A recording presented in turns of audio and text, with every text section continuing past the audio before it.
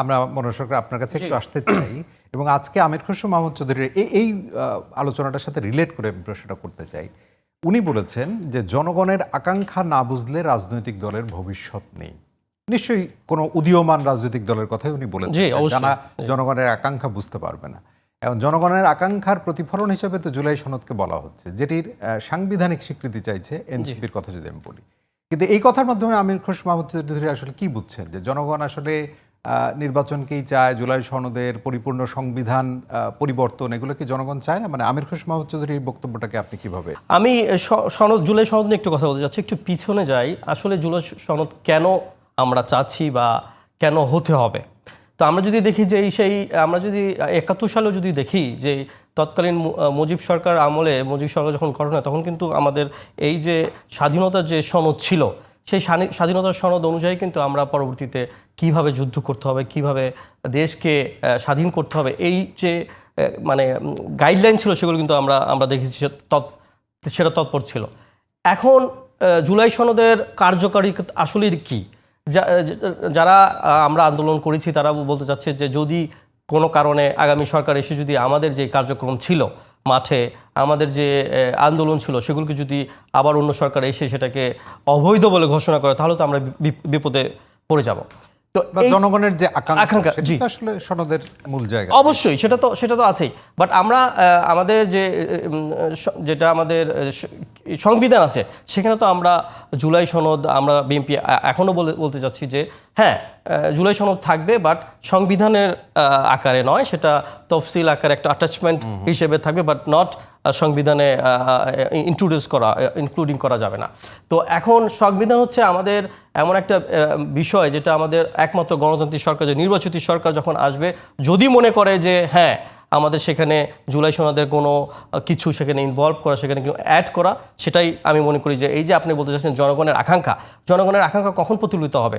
যখন জনগণের আকাঙ্ক্ষা আমরা এই যে গণতন্ত্র বলছি, এই 15-16 বছর আমরা জানি ফ্যাসিস্ট সরকার আমলে কি হয়েছিল। আমরা কেউ আমাদের যে গণতন্ত্রের যে স্তম্ভ, যে আমরা স্বাধীনভাবে আমাদের মত প্রকাশ করা, সেটা কিন্তু আমাদের করা হয়নি এই 17-18 বছরে। তো এখন জনগণের আকাঙ্ক্ষা আপনি যেটা বলতেছেন বারবার যে জুলাই সনদ, সেটা কিভাবে প্রতিফলিত হবে, সেটা একমাত্র হচ্ছে আমাদের গণতন্ত্র সরকার যখন আসবে একটি সুন্দর সুষ্ঠু নির্বাচনের মাধ্যমে, রাতের নির্বাচনের মাধ্যমে নয়, যেটা আমরা শুনতে পাচ্ছি, দেখতে পাচ্ছি যে যেটা মানে আমাদের ডক্টর ইউনূস বলতে চাচ্ছে যে সেটা হবে। বাট সেইটার মাধ্যমে কিন্তু আমাদের জনগণের আকাঙ্ক্ষা, সেটা আমরা জুলাই সনদের যেটা আমরা কথা বলছি, চাচ্ছি, সেটা কিন্তু আমরা পাবো।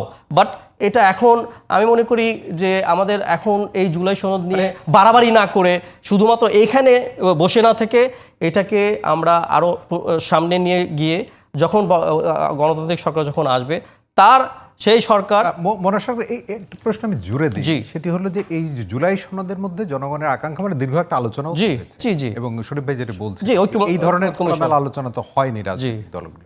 রাষ্ট্র কিভাবে পরিচালিত হবে, জনগণের আকাঙ্ক্ষা কিভাবে প্রতিফলিত হবে, সেটি আসলে বিএনপি সবচাইতে বড় দল এবং বলা হয়ে থাকে যে নির্বাচন যদি হয় তাহলে হয়তো জনগণের সংখ্যাগরিষ্ঠতার ভিত্তিতে বিএনপি ক্ষমতায় আসবে।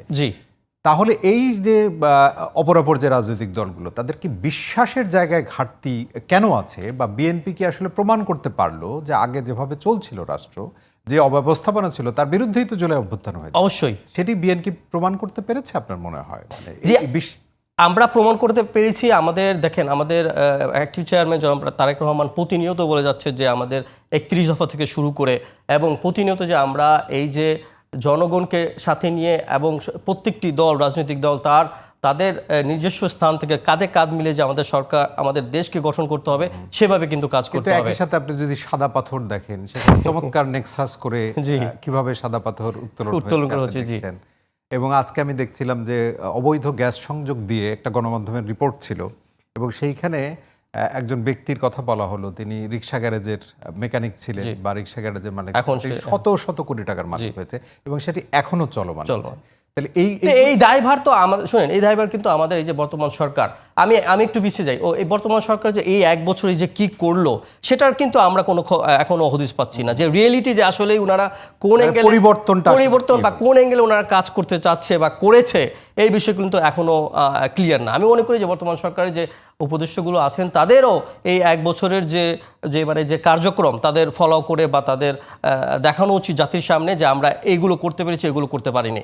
তাহলে আপনার এই যে দেখেন যে আজকে এখন ওই যে দুর্নীতির চিত্র, এই যে যখন আমাদের গত বছর আগস্টে যখন এই সরকার আসলো তখন কিন্তু শুধুমাত্র একটাই স্লোগান ছিল যে পরিবর্তনের সরকার, পরিবর্তনের দেশ, পরিবর্তনের যে একটা আমূল পরিবর্তন হবে সেটা নিয়ে কিন্তু তারা শুধু এসেছিল, কিন্তু সেটার আমরা কিন্তু আসলে কিছুই দেখতে পাচ্ছি না। মির্জা আব্বাস উনি একটি কথা বলেছেন যে দেশকে বিরাজনীতিকরণের নতুন -2 ফর্মুলা, এই -2 ফর্মুলা নিয়ে অনেক আলোচনা হয়েছে।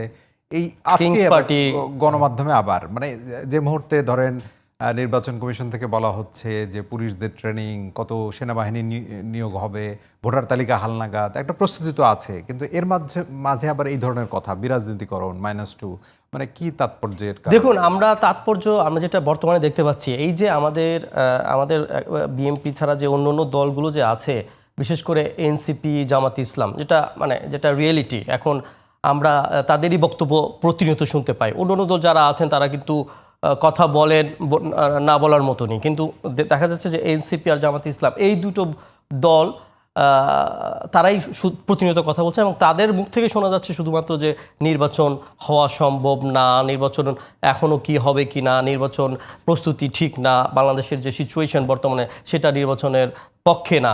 তো এই যে কথাবার্তাগুলো শোনা যাচ্ছে, আমি জানি না তাদের কোন জ্ঞানে বা কোন ইয়েতে তারা এই কথাগুলো প্রতিনিয়ত বলতে থাকেন। আপনি কি মনে করেন যে এই সরকার এই মুহূর্তে যে অবস্থা আছে সেটি নিরপেক্ষতা এবং সক্ষমতা দুইটি যদি আপনি বিবেচনা করেন তাহলে সেই সক্ষমতা? না, আমি মনে করি নিরপেক্ষতা নাই, সক্ষমতা নাই। কারণ নিরপেক্ষতা থাকলে আমি ডাইরেক্টলি বলতে পারি যে এনসিপি যে কখনই রাজনীতি করেনি বা তাদের যে আমাদের কার্যক্রম যে আমরা দেখতে পাই সরকারের ভিতরে, আমাদের প্রত্যেকটা আমলা এবং সচিবালয়ের যে অফিসে যদি আমরা যাই দেখতে পাই যে তাদের টেবিলের পাশে একজন এনসিপির নেতা বসে আছে। কেন? হোয়াই? হাউ? তো এই যে চিত্র, এইটা যে আমাদের এই যে 17-18 বছর নেতারা যাচ্ছে না কেন? মানে কেন আমরা কেন যাব? আমরা ইচ্ছে করে যাচ্ছি না। কারণ আমরা তো চাই যে একটা সুন্দর, সুষ্ঠু এবং যেখানে কোনো রকমের দুর্নীতি বা কোনো রকমের কি বলবো একটা তোষামোদগিরি বা একটা আপোষের যে রাজনীতি। একজন সিনিয়র নেতা, জি, আপনি বক্তব্য শুনেছেন, তিনি একটা জায়গায় তার এলাকায় বলেছেন যে একটি দলের নাম বলেছেন যে তারা দখল করে হচ্ছে সচিবালয়, বিএনপি লঞ্চ ঘাট, সদরঘাট বা বাস স্ট্যান্ড। আপনি নিশ্চয়ই লক্ষ্য? জি, অবশ্যই। এটি কি আসলে বিএনপির সক্ষমতার কোনো বিষয় আছে? না, দেখুন, আমার কথা হচ্ছে বিএনপি তো আসলে এর বাইরে না, বাংলাদেশ অফকোর্স। দেখুন, আমি মনে করি প্রথমত আমাদের চিন্তা করতে হবে যে আমরা হচ্ছি সবাই মানুষ। আমরা কেউই আমরা লোভ বা কেউ আমরা অন্যায়ের উপরে নাই। আল্লাহ পাক আমাদেরকে সৃষ্টি করেছেন, জানি যে আমরা ভুল করতেই পারি।